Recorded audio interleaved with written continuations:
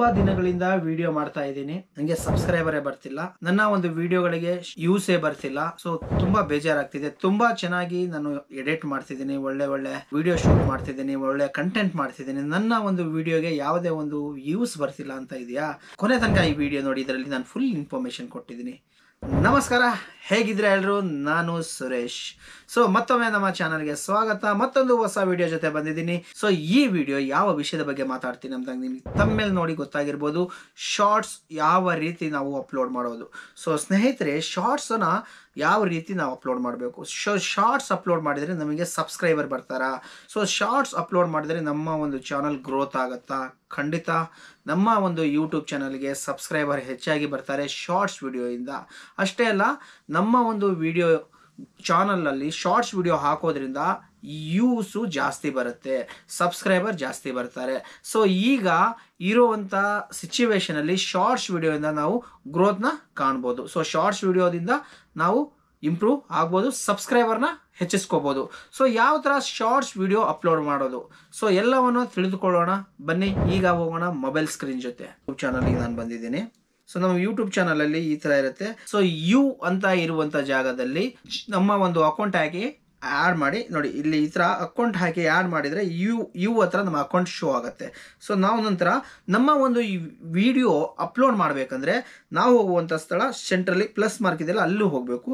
ಅಲ್ಲಿ ಹೋಗ್ಬಿಟ್ಟು ನಮಗೆ ಆಪ್ಷನ್ ಇದೆ ನೋಡಿ, ಒಂದು ಲೈವ್ ವಿಡಿಯೋ ಇದೆ, ಶಾರ್ಟ್ಸ್ ಇದೆ, ಲೈವ್ ಇದೆ, ಪೋಸ್ಟ್ ಇದೆ. ಸೊ ನಾವು ಇವಾಗ ಮಾತನಾಡ್ತಿರೋದು ಶಾರ್ಟ್ಸ್ ವಿಡಿಯೋ ಬಗ್ಗೆ. ಸೊ ಶಾರ್ಟ್ಸ್ ವಿಡಿಯೋ ಹಾಕುವಂಥ ವಿಧಾನವನ್ನು ನಾವು ತಿಳಿದುಕೊಳ್ಳೋಣ, ಓಕೆನಾ? ಸೊ ಇವಾಗ ಶಾರ್ಟ್ಸ್ ವಿಡಿಯೋ ಹೇಗೆ ಅಪ್ಲೋಡ್ ಮಾಡೋದು ನೋಡಿ. ಶಾರ್ಟ್ಸ್ ವಿಡಿಯೋ ಹತ್ರ ಬಂದಿದ್ದೀವಿ. ಶಾರ್ಟ್ಸ್ ವಿಡಿಯೋ ಒಂದು ರೆಕಾರ್ಡ್ ಕೂಡ ನಾವು ಇಲ್ಲಿ ಮಾಡ್ಕೋಬಹುದು. ಇವಾಗ ರೆಕಾರ್ಡ್ ಅಂದರೆ ಏನು ಅನ್ಕೊಳ್ಳಿ, ಎಕ್ಸಾಂಪಲ್ ಇವಾಗ ನಾನು ಮಾತಾಡ್ತಿದ್ದೀನಿ, ಸೊ ನನಗೆ ಟೈಮ್ ಇಲ್ಲ, ಜಸ್ಟ್ ಒಂದು ಶಾರ್ಟ್ಸ್ ವಿಡಿಯೋ ಹಂಗೆ ಹಾಕ್ಬಿಟ್ಟು ಎಡಿಟ್ ಇರಲ್ಲ, ಏನಿರಲ್ಲ, ಜಸ್ಟ್ ಡೈರೆಕ್ಟಾಗಿ 30 ಸೆಕೆಂಡ್ಸ್ 40 ಸೆಕೆಂಡ್ ವಿಡಿಯೋ ಮಾಡಿ ಹಾಗೆ ಹಾಕೋದೆ ಶಾರ್ಟ್ಸ್ ವಿಡಿಯೋ.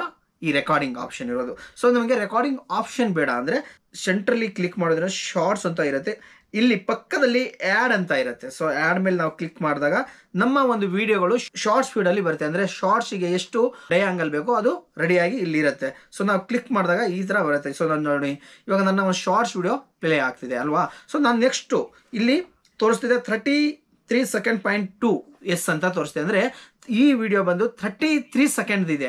ಸೊ ನಿಮ್ಮ ಒಂದು ವಿಡಿಯೋ ಜಾಸ್ತಿ ಇದ್ರೆ ಇಲ್ಲಿ ನೋಡಿ 3 ಅಂತ ಇದೆ ಅಲ್ವಾ, ಅಲ್ಲಿ ಕ್ಲಿಕ್ ಮಾಡಿದ್ರೆ 3 ಮಿನಿಟ್ ತನಕ ಹಾಕೋಬಹುದು. ಜಾಸ್ತಿ ಲಾಂಗ್ ಇದ್ರೆ ಅಲ್ಲಿ ಕ್ಲಿಕ್ ಮಾಡಿದಾಗ 15 ಸೆಕೆಂಡ್ ಕೂಡ ನೀವು ಮಾಡ್ಕೋಬಹುದು. ಸೊ ನಾನು ಫುಲ್ ವಿಡಿಯೋ ಹಾಕ್ತೀನಿ 3 ಮೇಲೆ ಮಾಡಿ. ಈಗ ನೆಕ್ಸ್ಟ್ ನಾವು ಓಕೆ ಮಾಡಿದಾಗ ಸ್ವಲ್ಪ 1 ಸೆಕೆಂಡ್ 2 ಸೆಕೆಂಡ್ ತಗೊಳುತ್ತೆ. ಕೆಲವೊಂದು ಟೈಮು ನೆಟ್ವರ್ಕ್ ಇಶ್ಯೂ ಇದ್ರೆ ಜಾಸ್ತಿ ತಗೊಳುತ್ತೆ. ಇವಾಗ ಬಂದ್ವಿ, ನಮ್ಮ ಒಂದು ಸಾಂಗ್ ಸೆಲೆಕ್ಟ್ ಆಗಿದೆ. ಇವಾಗ ಇಲ್ಲಿ ರೈಟ್ ಮಾರ್ಕ್ ಇದೆ, ಇಲ್ಲಿ ಆ್ಯಡ್ ಸೌಂಡ್ ಅಂತ ಬರುತ್ತೆ. ಆ್ಯಡ್ ಸೌಂಡ್ ಮೇಲೆ ನಾವು ಕ್ಲಿಕ್ ಮಾಡಿದಾಗ ಇಲ್ಲಿ ಕೆಲವೊಂದು ಇದರಿಂದ ತುಂಬ ಯೂಸ್ಫುಲ್ ಇದೆ ಸ್ನೇಹಿತರೆ. ಇದರಿಂದ ಕೂಡ ನಮ್ಮ ಚಾನಲ್ನ ನಾವು ಯೂಸ್ ತಗೋಬೋದು, ಮತ್ತು ಇದರಿಂದ ನಮ್ಮ ಚಾನಲ್ ವೈರಲ್, ನಮ್ಮ ಒಂದು ರೀಲ್ಸ್ ಏನಿದೆ ವೈರಲ್ ಕೂಡ ಆಗುತ್ತೆ. ಯಾವ ಕಾರಣಕ್ಕಂದರೆ ಇಲ್ಲಿ ಇವಾಗ ಟ್ರೆಂಡಲ್ಲಿ ಇರುವಂಥ ಸಾಂಗ್ನ ನೀವು ಸರ್ಚ್ ಮಾಡ್ಬೋದು. ಇಲ್ಲಿ ಬಂದುಬಿಟ್ಟು ನೀವು ಸರ್ಚ್ ಮಾಡ್ಬೋದು, ಯಾವ ಬೇಕೋ ಆ ಸಾಂಗ್ನ ನೀವು ಸರ್ಚ್ ಮಾಡಿ ಇಲ್ಲಿ ಬಂದು ಒಂದು ಸಾಂಗ್ನ ಇಲ್ಲಿ ಕ್ಲಿಕ್ ಮಾಡಿ ಯಾವ ಸಾಂಗ್ ಬೇಕು ನೀವು ಆ್ಯಡ್ ಮಾಡಿ. ಸೊ ನೀವು ಎಕ್ಸಾಂಪಲ್ ಇವಾಗ ನಂದು ಒಂದು ವಿಡಿಯೋ ರೆಕಾರ್ಡ್ ಆಗಿದೆ.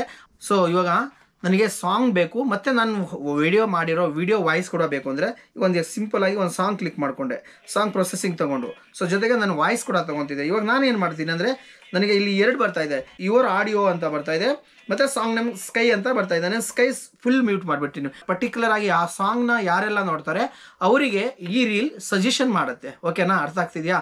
ಯಾವುದು ಟ್ರೆಂಡಿಂಗಲ್ಲಿ ಇರುತ್ತಲ್ಲ ಆ ಸಾಂಗ್ನ ಹಾಕಿ, ಸೊ ಈ ಸಾಂಗ್ ಮ್ಯೂಟ್ ಮಾಡಿದರೆ ಈ ರೀಲ್ ಕೂಡ ನಿಮಗೆ ಶೋ ಆಗುತ್ತೆ ಟ್ರೆಂಡಿಂಗಲ್ಲಿ ಇರೋ ಸಾಂಗ್ ಜೊತೆ. ಸೊ ಓಕೆನಾ? ನೆಕ್ಸ್ಟ್ ಆಯಿತು. ಇವಾಗ ಇಲ್ಲಿ ನಿಮಗೆ ಕೆಲವೊಂದು ಆಪ್ಷನ್ ಇದೆ. ಇಲ್ಲಿ ಈ ಥರ ಸ್ಟಿಕ್ಕರ್ ಹಾಕ್ಕೋಬೋದು, ಸ್ಟಿಕ್ಕರ್ಗಳು. ಸೊ ಅದು ಬೇಡ, ಕ್ವಶನ್ ಬಗ್ಗೆನೂ ನೀವು ಹಾಕ್ಬೋದು. ಇದು ಬೇಡ ಅಂದರೆ ಕೆಲವೊಂದು ಇಲ್ಲಿ ಆಪ್ಷನ್ ಇದೆ, ಓಕೆನಾ? ಮೈಕ್ ಕೂಡ ಇದೆ, ಇದರ ಜೊತೆ ನೀವು ಮಾತಾಡ್ಬೋದು. ಇಲ್ಲಿ ಟೈಪ್ ಮಾಡ್ಕೋಬೋದು. ಸೊ ರೀಯೂಸ್ಡ್ ಕಂಟೆಂಟ್ ಅಂತ ನಾನು ಹಾಕ್ತೀನಿ, ಓಕೆನಾ? ಇಲ್ಲಿ ಟೈಪ್ ಮಾಡ್ಕೊಂಡು ನೀವು ಕಲರ್ ಕೂಡ ಇಲ್ಲಿ ಚೇಂಜ್ ಮಾಡ್ಕೋಬೋದು. ನೋಡಿ ಇಲ್ಲಿ ಬಂದುಬಿಟ್ಟು ಎಲ್ಲಿ ಬೇಕಲ್ಲಿ ಹಾಕಿ, ಸೊ ಬಂದು ಕಲರ್ ಕೂಡ ಚೇಂಜ್ ಮಾಡ್ಕೋಬಹುದು. ಎಡಿಟ್ ಟ್ಯಾಬಲ್ಲಿ ಬಂದು ಯಾವ ಥರ ಕಲರ್ ಬೇಕು, ಸೊ ನಿಮಗೆ ಹೆಂಗೆ ಬೇಕು ಹಂಗೆ ಮಾಡ್ಕೋಬಹುದು, ಓಕೆನಾ? ಸೊ ನೋಡಿ, ಆಮೇಲೆ ಇದಾದ ಮೇಲೆ ಸೊ ಈ ಥರ ಓಕೆ ಮಾಡಿದಾಗ ಸ್ವಲ್ಪ ಟೈಮ್ ತಗೊಳುತ್ತೆ, 2-3 ಸೆಕೆಂಡ್ ಅಥವಾ ಇಂಟರ್ನೆಟ್ ಹೇಗಿರುತ್ತೋ ಹಿಂಗೆ. ಸೊ ಇಲ್ಲಿ ಬಂದಾಗ ನಮಗೆ ಇಲ್ಲಿ ಇರೋದು ಮೇನ್ ಪಾಯಿಂಟ್. ಇವಾಗ ಇಲ್ಲಿ ನಾನು ಏನು ಮಾಡಬೇಕು, ಸೊ ನೋಡಿ ಇಲ್ಲಿ ಬಂದು ರೀಯೂಸ್ ಕಂಟೆಂಟ್, ನಂದ ಒಂದು ಯಾವ ವಿಷಯದ ಬಗ್ಗೆ ನಾನು ವಿಡಿಯೋ ಮಾಡಿದ್ದೀನಿ ಅದನ್ನು ನಾವು ಹಾಕಬೇಕು. ಸೊ ಹಾಕಿ ಇಲ್ಲಿ ಏನು ಬೇಕು, ಇನ್ ಕನ್ನಡ ಅಂತ ಟೈಪ್ ಮಾಡಿದ ಮೇಲೆ ಸೊ ನೋಡಿ ಇಲ್ಲಿ ಕೆಲವೊಂದು ಆಪ್ಷನ್ ಇರುತ್ತೆ. ಸೆಲೆಕ್ಟ್ ಆಡಿಯನ್ಸ್ ಅಂತ ಇರುತ್ತೆ. ಅಂದರೆ ನಾವಿಲ್ಲಿ yes it's made for kids ಅಂದರೆ ಇದು ಮಕ್ಕಳಿಗಾಗಿ ಅಂತ ಇದೆ. ಸೊ ನಾವು ಇದನ್ನು ಮಕ್ಕಳಿಗೋಸ್ಕರ ಮಾಡಿಲ್ಲ.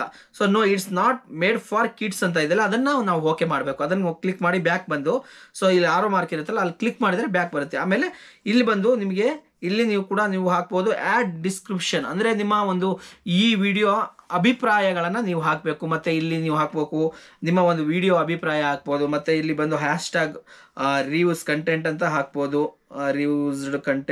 ರಿಯೂಸ್ಡ್ ನೋಡಿ ಈ ಥರ ನೀವು ಹಾಕ್ಬೋದು.